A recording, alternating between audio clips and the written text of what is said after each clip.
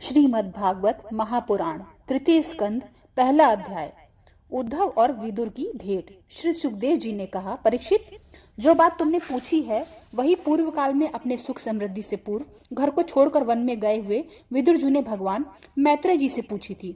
जब सर्वेश्वर भगवान श्री कृष्ण पांडवों को दूत बनकर गए थे, तब वे दुर्योधन के महलों को छोड़कर उसी विदुर जी के घर में उसे अपना ही समझकर बिन बुलाए चले गए थे।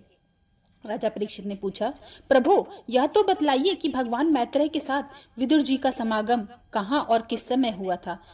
पवित्र आत्मा विदुर ने महात्मा मैत्रेय जी से कोई साधारण प्रश्न नहीं किया होगा, क्योंकि उससे तो मैत्रेय जी जैसे साधु शिरोमणि ने अभिनंदन पूर्वक उत्तर देकर महिन्वान्वित किया था। सूत जी कहते हैं, सर्वज्ञ सुखदेव जी ने राजा परीक्षित के इस प्रकार पूछने पर अति प्रसन्न होकर कहा, सुनो। श्री सुखदेव जी कहने लगे, परीक्षित, यह उन दिनों की बात है जब अंधे राजा धृतराष्ट्र ने अन्याय पूर्वक अपने दुष्ट पुत्रों का पालन पोषण करते हुए अपने छोटे भाई पांडु के अनाथ बालकों को लाक्षा भवन में भेजकर आग लगवा दी थी।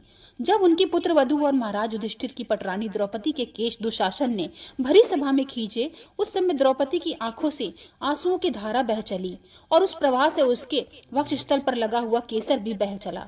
किंतु धृतराष्ट्र ने अपने पुत्र के उस कुकर्म को नहीं रोका। दुर्योधन ने सत्यपरायण और भोले भाले युधिष्ठिर का राज्य जुओं में अन्याय से जीत लिया और उन्हें वन से निकाल दिया। किंतु वन से लौटने पर प्रतिज्ञा अनुसार जब उन्होंने अपना न्यायोचित पैतृक भाग मांगा, तब भी मोहवश उन्होंने उन अजात शत्रु युधिष्ठिर को उनका हिस्सा नहीं दिया। महाराज युधिष्ठिर के भेजने पर जब जगत गुरु भगवान श्री कृष्ण ने कौरवों की सभा में हित भरे समुदर मधुर वचन कहे, तो भीष्मादि सज्जनों को अमृत से लगे, पर कुरुराज ने उनके कथन को कुछ भी आदर नहीं किया। देते कैसे, उनके तो सारे पुण्य नष्ट हो चुके थे। फिर जब सलाह के लिए विदुर जी को बुलाया गया, तब मंत्रियों में श्रेष्ठ विदुर जी ने राज्य भवन में जाकर बड़े भाई धृतराष्ट्र के पूछने पर उन्हें वह सम्मति दी जिसे नीति शास्त्र के जानने वाले पुरुष विदुर नीति कहते हैं। उन्होंने कहा, महाराज, आप अजातशत्रु महात्मा युधिष्ठिर को उनका हिस्सा दे दीजिए। वे आपके न सहने योग्य अपराध को भी सह रहे हैं। भीम रूप काले नाग से तो आप बहुत ही डरते हैं। देखिए, वह अपने छोटे भाइयों के सहित बदला लेने के लिए बड़े क्रोध से हुंकारे मार रहा है। आपको पता नहीं, भगवान श्री कृष्ण ने पांडवों को अपना लिया है। वे यदुवीरों के आराध्य देव हैं। इस समय अपनी राजधानी द्वारकापुरी में विराजमान हैं। उन्होंने पृथ्वी के सभी बड़े बड़े राजाओं को अपने अधीन कर लिया है तथा ब्राह्मण और देवता भी उन्हीं के पक्ष में हैं। जिसे आप पुत्र मानकर पाल रहे हैं तथा जिसकी हाँ में हाँ मिलाते जा रहे हैं, उस दुर्योधन के रूप में तो मूर्तिमान दोषी आपके घर में घुसा बैठा है। यह तो साक्षात भगवान श्री कृष्ण से द्वेष करने वाला ही है। इसी के कारण आप भगवान श्री कृष्ण से विमुख होकर श्रीहीन हो रहे हैं। अतएव यदि आप अपने कुल की कुशल चाहते हैं तो इस दुष्ट को तुरंत ही त्याग दीजिए। विदुर जी का ऐसा सुंदर स्वभाव था कि साधु जन भी उसे प्राप्त करने की इच्छा करते थे। किंतु उनकी यह बात सुनते ही कर्ण, दुशासन और शकुनि के सहित दुर्योधन के होठ अत्यंत क्रोध से फड़कने लगे और उसने उनका तिरस्कार करते हुए कहा, अरे, इस कुटिल दासी पुत्र को यहाँ किसने बुलाया? यह जिसके टुकड़े खा खाकर जीता है, उन्हीं के प्रतिकूल होकर शत्रु का काम बनाना चाहता है। इसके प्राण तो मत लो, परंतु इससे हमारे नगर से तुरंत बाहर निकाल दो। भाई के सामने ही कानों में बाढ़ के समान लगने वाले इन अत्यंत कठोर वचनों से मर्माहत होकर विदुर जी ने कुछ बुरा न माना और भगवान की माया को प्रबल समझकर अपना धनुष राजद्वार पर रखकर वे हस्तिनापुर से चल पड़े। कौरवों को विदुर जैसे महात्मा बड़े पुण्य से प्राप्त होते हैं। वे हस्तिनापुर से चलकर पुण्य करने की इच्छा से भूमंडल में तीर्थपाद भगवान के क्षेत्रों में विचरने लगे, जहाँ श्री हरि, ब्रह्मा, रुद्र, अनंत आदि अनेक मूर्तियों में रूप में विराजमान हैं। जहाँ जहाँ भगवान की प्रतिमाओं से सुशोभित तीर्थ स्थान, नगर, पवित्र वन, पर्वत, निकुंज और निर्मल जल से भरे हुए नदी सरोवर आदि थे, उन सभी स्थानों पर वे अकेले ही विचरते रहे। वे अवधूत वेश में स्वच्छतानंद पूर्वक पृथ्वी पर विचरते थे, जिससे आत्मीय जन उन्हें पहचान न सके। वे शरीर को सजाते न थे, पवित्र और साधारण भोजन करते, शुद्ध वृत्ति से जीवन निर्वाह करते, प्रत्येक तीर्थ में स्नान करते, जमीन पर सोते हुए भगवान को प्रसन्न करने वाले व्रतों का पालन करते रहते। इस प्रकार भारतवर्ष में ही विचरते विचरते जब तक वे प्रभास क्षेत्र में पहुंचे, तब तक भगवान श्री कृष्ण की सहायता से महाराज युधिष्ठिर पृथ्वी का एक अक्षत अखंड राज्य करने लगे थे। उन्होंने अपने कौरव बंधुओं के विनाश का समाचार सुना, जो आपस की कलह के कारण परस्पर लड़ भिड़कर उसी प्रकार नष्ट हो गए थे जैसे अपनी ही रगड़ से उत्पन्न हुए आग से बांसों का सारा जंगल जलकर राख खाक हो गया जाता है। यह सुनकर वे शोक करते हुए चुपचाप सरस्वती के तीर पर आए। वहां उन्होंने त्रित, उष्णा, मनु, पृथु, अग्नि, असित, वायु, सुदास, गौ, गुह और श्राद्ध देव के नामों से प्रसिद्ध 11 तीर्थों का सेवन किया। इसके सिवा पृथ्वी में ब्राह्मण और देवताओं के स्थापित किए हुए जो भगवान विष्णु के और भी अनेक मंदिर हैं, जिसके शिखरों पर भगवान के प्रधान आयुध चक्र से चिन्ह थे, उनके दर्शन मात्र से श्री कृष्ण का स्मरण हो आता था, उनका भी सेवन किया। वहां से चलकर वे धान्यपूर्व, सौराष्ट्र, सौवीर, मत्स्य और कुरुजांगल आदि देशों से होते हुए सब कुछ दिनों पर यमुना तट पर पहुंचे। तब वहां उन्होंने परम भागवत उद्धव जी का दर्शन किया। वे भगवान श्री कृष्ण के प्रख्यात सेवक और अत्यंत शांत स्वभाव थे। वे पहले बृहस्पति जी के शिष्य रह चुके थे। विदुर जी ने उन्हें देखकर प्रेम से गाढ़ आलिंगन किया और उनसे अपने आराध्य भगवान श्री कृष्ण और आश्रित अपने स्वजनों का कुशल समाचार पूछा। विदुर जी कहने लगे, उद्धव जी, पुराण पुरुष बलराम जी और श्री कृष्ण अपने ही नाभि कमल से उत्पन्न हुए ब्रह्मा जी की प्रार्थना से इस जगत में अवतार लिया है। वे पृथ्वी का भार उतारकर सबको आनंद देते हुए श्री वसुदेव जी के घर कुशल से रह रहे हैं ना। प्रियवर, हम कुरुवंशियों के परम सुहृदय और पूज्य वसुदेव जी, जो पिता के समान उदारता पूर्वक अपनी कुंती आदि बहनों के उनके स्वामिनों का संतोष कराते हुए उनकी सभी मनचाही वस्तुएं देते आए हैं, आनंद पूर्वक है ना। प्यारे उद्धव जी, यादवों के सेनापति वीरवर प्रद्युम्न जी तो प्रसन्न है ना, और जो पूर्व जन्म के कामदेव थे तथा जिन्हें देवी रुक्मणी जी ने ब्राह्मणों का आराधना करके भागवत से प्राप्त किया था। सात्वत, वृष्णि, भोज, दशाहरवंशी यादवों में अधिपति महाराज उग्रव सेव तो सुख से है ना, जिन्होंने राज्य पाने की आशा से सर्वथा परित्याग कर दिया था। किंतु कमल नयन भगवान श्री कृष्ण ने जिन्हें फिर से राज सिंहासन पर बैठाया, सौम्य अपने पिता श्री कृष्ण के समान समस्त रथियों में अग्रगण श्री कृष्ण तनय सांब को सुकुशल तो हैं। ये पहले पार्वती जी के द्वारा गर्भ में धारण किए हुए स्वामी कार्तिक हैं। अनेक व्रत करके जामवती ने इन्हें जन्म दिया है। उन्होंने अर्जुन से रहस्य युक्त धनुर्विद्या की शिक्षा पाई है। वे सात्विक हैं तो कुशल पूर्वक है ना। वे भगवान श्री कृष्ण की सेवा से अनायास ही भगवान सज्जनों की उस महान स्थिति पर पहुंच गए हैं जो बड़े बड़े योगियों को भी दुर्लभ है। भगवान के शरणागत निर्मल भक्त बुद्धिमान अक्रूर जी तो प्रसन्न है ना, जो श्री कृष्ण के चरण चिन्हों से अंकित वज्र के मार्ग की रज में प्रेम से अधीर होकर लौटने लगे थे। भोजवंशी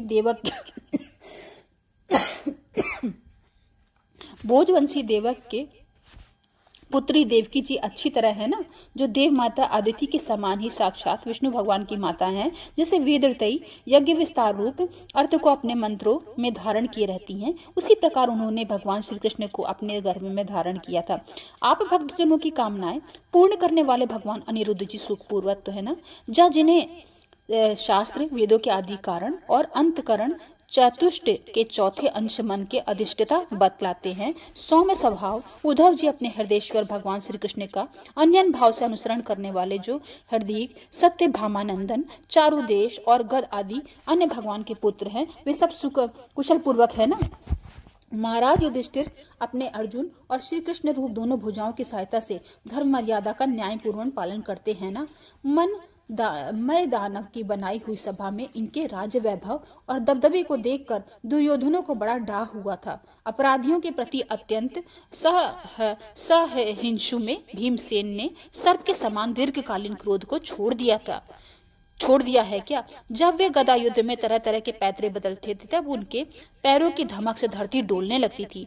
जिनके बाणों से जाल में छिपकर किरात वेशधारी अतः किसी की पहचान में न आने वाले भगवान शंकर प्रसन्न हो गए हैं। वे रथी और युद्धपतियों का सुयश बढ़ाने वाले गांडीवधारी अर्जुन तो प्रसन्न है ना। अब तो उनकी सभी शत्रु शांत हो चुके होंगे। पलक जिस प्रकार नेत्रों की रक्षा करती है, उसी प्रकार कुंती के पुत्र युधिष्ठिर आदि जिनकी सर्वदा संभाल रखते हैं, और कुंती ही जिनका लालन पालन किया है, वे माद्री के यमज पुत्र नकुल सहदेव कुशल से तो है ना। उन्होंने युद्ध में शत्रु के अपना राज उसी प्रकार छीन लिया जैसे दो गरुड़ इंद्र के मुख से अमृत निकाल लाए। अहो बेचारी कुंती तो राजश्री श्रेष्ठ पांडु के वियोग में मृत प्राय सी होकर भी इन बालकों के लिए प्राण धारण किए हुए है। रथियों में श्रेष्ठ पांडु महाराज पांडु ऐसे अनुपम वीर थे, उन्होंने केवल एक धनुष लेकर ही अकेले चारों दिशाओं को जीत लिया था। सौम्य स्वभाव उद्धव जी, मुझे तो अधपतन की ओर जाने वाले उन धृतराष्ट्र के लिए बार बार शोक होता है जिन्होंने पांडवों के रूप में अपने परलोकवासी भाई पांडु से ही द्रोह किया तथा अपने पुत्रों की हाँ में हाँ मिलाकर अपने हित चिंतक मुझको भी नगर से निकलवा दिया। किंतु भाई, मुझे उसका कभी खेद अथवा आश्चर्य नहीं है। जगत विधाता भगवान श्री कृष्ण ही मनुष्यों की सी लीलाएं करके लोगों की मनोवृत्तियों की भ्रमित कर देते हैं। मैं तो उन्हीं की कृपा से उनकी महिमा को देखता हुआ दूसरों की दृष्टि पर दूर रहकर सानंद विचर रहा हूँ। यद्यपि कौरवों ने उनके बहुत अपराध किए, फिर भी भगवान ने उनकी इसीलिए उपेक्षा कर दी थी कि वे उनके साथ उन दुष्ट राजाओं को भी मारकर अपने शरणागतों का दुख दूर करना चाहते थे, जो धन विद्या और जाति के मत से अंधे होकर कुमार्गगामी हो रहे थे और बार बार अपनी सेनाओं से पृथ्वी को कपा रहे थे। उद्धव जी भगवान श्री कृष्ण पर जन्म और कर्म से रहित हैं, फिर भी दुष्टों का नाश करने के लिए और लोगों को अपनी ओर आकर्षित करने के लिए उनके दिव्य जन्म कर्म हुआ करते हैं। नहीं तो भगवान की क्या दूसरे की ओर लोगों के गुण पार हो गए हैं। उनमें तो ऐसा कौन है जो इस कर्माधीन देह के बंधन में पड़ना चाहेगा। अतः मित्र, जिन्होंने अजन्मा होकर भी अपनी शरण में आए हुए समस्त लोकपाल और आज्ञाकारी भक्तों को प्रिय करने के लिए जदुकुल में जन्म लिया है, उन पवित्र कीर्ति श्री हरि की बातें सुनाओ। इति पहला अध्याय समाप्तम। दूसरा अध्याय उद्धव जी के द्वारा भगवान की बाल लीलाओं का वर्णन। श्री सुखदेव जी कहते हैं, जब विदुर जी ने परम भक्त उद्धव को इस प्रकार उनके प्रियतम श्री कृष्ण के संबंध रखने वाली बातें पूछी, तब उन्हें अपने स्वामी का स्मरण हो आया और वे हृदय भर आने के कारण कुछ भी उत्तर ना दे सके। जब ये 5 वर्ष के थे, तब बालकों की तरह खेल में ही श्री कृष्ण की मूर्ति बनाकर उनकी सेवा पूजा में तन्मय हो जाते थे कि कलेवों के लिए माता के बुलाने पर भी उसे छोड़कर नहीं जाना चाहते थे। अब तो दीर्घ काल में उन्हीं की सेवा में रहते रहते ये बूढ़े हो चले हैं। अतः विदुर जी के पूछने पर उन्हें अपने प्यारे प्रभु के चरण कमलों का स्मरण हो आया। उनका चित्त विरह से व्याकुल हो गया। फिर वे कैसे उत्तर दे सकते थे। उद्धव जी श्री कृष्ण के चरण मकरंद सुधा से सरोवर से होकर 2 घड़ी तक कुछ भी नहीं बोल सके। तीव्र भक्ति योग से उसमें डूबकर वे आनंद मग्न हो गए। उनके सारे शरीर से रोमांच आया और मुंदे हुए नेत्रों से प्रेम के आंसुओं की धारा बहने लगी। उद्धव जी ने इस प्रकार प्रेम प्रवाह में डूबे हुए देखकर विदुर जी को उन्हें कृत्य माना। कुछ समय बाद जब उद्धव जी भगवान के प्रेमाधाम से उतरकर पुनः धीरे धीरे संसार में आए, तब अपने नेत्रों को पोंछकर भगवान लीलाओं का स्मरण हो आने पर विस्मित हो विदुर जी के इस प्रकार कहने लगे। उद्धव जी बोले, विदुर जी, श्री कृष्ण के सूर्य रूप में छिप जाने से हमारे घरों का काल रूप अजगर ने खा डाला है। वे श्रीहीन हो गए हैं। अब मैं उनकी क्या कुशल सुनाऊं। ओह, यह मनुष्य लोग बड़ा ही अभागा है। इसमें भी यादव तो नितांत भाग्यहीन है, जिन्होंने निरंतर श्री कृष्ण के साथ रहते हुए भी उन्हें नहीं पहचाना। जिस तरह अमृतमय चंद्रमा के समुद्र में रहते हुए सब मछलियां उन्हें नहीं पहचान सकी हैं, यादव लोग मन के भाव को ताड़ने वाले बड़े समझदार और भगवान के साथ एक ही स्थान पर रहकर क्रीड़ा करने वाले हैं, तो भी उन सब ने समस्त विश्व के आश्रय सर्वांत अंतर्यामी श्री कृष्ण को एक श्रेष्ठ यादव ही समझा। किंतु भगवान की माया से मोहित इन यादवों और उनके व्यर्थ को वैर ठानने वाले शिशुपाल आदि की अवहेलना और निंदा सूचक वाक्यों से भागवत प्राण महानुभावों की बुद्धि भ्रम में नहीं पड़ती थी। जिन्होंने कभी तप नहीं किया, उन लोगों को भी इतने दिनों तक दर्शन देकर अब उनकी दर्शन लालसा को तृप्त किए बिना ही भगवान श्री कृष्ण अपने त्रिभुवन मोहन श्री विग्रह को छिपाकर अंतर ध्यान हो गए हैं और इस प्रकार उन्होंने मानो उनके नेत्रों को ही छीन लिया है। भगवान ने अपनी योग माया के प्रभाव से दिखाने के लिए मानव लीलाओं के योग्य जो दिव्य श्री विग्रह प्रकट किया था, वह इतना सुंदर था कि उसे देखकर सारा जगत तो मोहित हो ही जाता था। वे स्वयं भी विस्मित हो जाते थे। सौभाग्य और सुंदरता की पराकाष्ठा थी उस रूप में। उनके आभूषण, अंगों के गहने जो विभूषित हो जाते थे। धर्मराज युधिष्ठिर के राजसूय यज्ञ में जब भगवान के उस नयनाभिराम रूप पर लोगों की दृष्टि पड़ी थी, तब त्रिलोकी की यही माना था कि मानव सृष्टि की रचना में विधाता की जितनी चतुराई है, सब इसी रूप में पूरी हो गई है। उनके प्रेम पूर्वक हास्य विनोद और लीलामय चितवन से सम्मानित होने पर ब्रजबालाओं की आंखें उन्हीं की ओर लग जाती थी और उनका चित्त भी ऐसा तल्लीन हो जाता था कि घर के काम धंधों को अधूरा छोड़कर जड़ पुतलियों की तरह खड़ी रह जाती थी। चराचर जगत और प्रकृति के स्वामी भगवान ने जब अपने शांत रूप महात्माओं को अपने ही घोर रूप असुरूप से सताए हुए जाते हुए देखा, तब वे करुणा भाव से द्रवित होकर गए और अजन्मा होने पर भी अपने अंश बलराम जी के साथ काष्ठ के अग्नि के समान प्रकट हुए। अजन्मा होकर भी वसुदेव जी के यहाँ जन्म लेने की लीला करना, सबको अभय देने के वाले होने पर भी मानो कंस के भय से वज्र में जाकर छिप रहना और अनंत पराक्रमी होने पर भी काल यमन के सामने मथुरापुरी को छोड़कर भाग जाना, भगवान की ये लीलाएं याद आकर मुझे बेचैन कर डालती हैं। उन्होंने जो देवकी वसुदेव के चरण वंदना करके कहा था, पिताजी माताजी, कंस का बड़ा भय रहने के कारण मुझसे अपनी आपकी कोई सेवा न बन सकी। आप मेरे इस अपराध पर ध्यान न देकर मुझ पर प्रसन्न हो। श्री कृष्ण की ये बातें जब याद आती हैं तो आज भी मेरा चित्त अत्यंत व्यथित हो जाता है, जिन्होंने काले रूप अपने भुकुट विलास से सारा पृथ्वी का सारा भार उतार दिया था। उन श्री कृष्ण के पाद पराग का सेवन करने वाला ऐसा कौन पुरुष होगा जो उसे भूल सके। आप लोगों ने राजसू यज्ञ में प्रत्यक्ष ही देखा था कि श्री कृष्ण से द्वेष करने वाले शिशुपाल का वह सिद्धि मिल गई, जिसकी बड़े बड़े योगी भली भांति योग साधना करके स्पृहा करते रहते हैं। उनका विरह भला कौन सह सकता है। शिशुपाल के ही समान महाभारत युद्ध में जिन दूसरे योद्धाओं ने अपनी आंखों से भगवान श्री कृष्ण के नया विराम मुख कमल का मकरंद पान करते हुए अर्जुन के बाड़ों को से बिदकर प्राण त्याग किया, वे पवित्र होकर सब के सब भगवान के परम धाम को प्राप्त हो गए। स्वयं भगवान श्री कृष्ण 3 लोगों के अधीश्वर हैं, उनके समान भी कोई नहीं है, उनसे बढ़कर तो कौन होगा।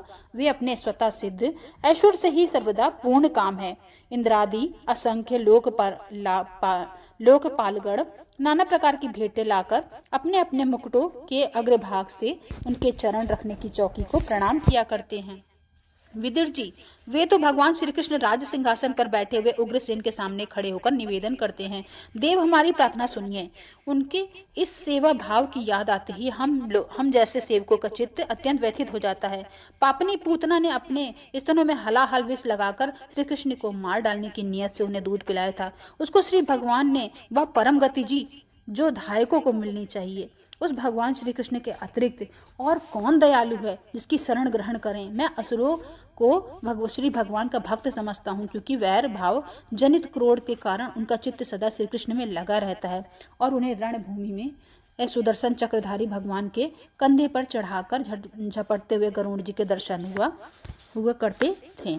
ब्रह्मा जी की प्रार्थना से पृथ्वी का भार उतारकर उसे सुखी करने के लिए कंस के कारागार में वसुदेव देवकी के यहाँ भगवान ने अवतार लिया। उस समय कंस के डर से पिता वसुदेव जी ने उन्हें नंद बाबा के व्रज में पहुंचा दिया था। वहां पर बलराम जी के साथ 11 वर्ष तक इस प्रकार छिप कर रहे। उनका प्रभाव व्रज के बाहर किसी पर प्रकट नहीं हुआ। यमुना के उपवन में जैसे हरे भरे वृक्षों पर कलरव करते हुए पक्षियों के झुंड रहते हैं, भगवान श्री कृष्ण ने बछड़ों को चराते हुए ग्वाल बालों की मंडली के साथ विहार किया था। वे व्रजवासियों की दृष्टि आकृष्ट करने के लिए उनके अनेकों बाल लीला उन्हें दिखाते हैं, कभी रोने से लगते, कभी हंसने और कभी सिंह शावक के समान मुग्ध दृष्टि से देखते। फिर कुछ बड़े होने पर वे श्वेत और बैल और रंग बिरंगी शोभा की मूर्ति गौओं का चराते हुए अपने साथी गोपू की बांसुरी बजा बजा कर रिझाने लगे।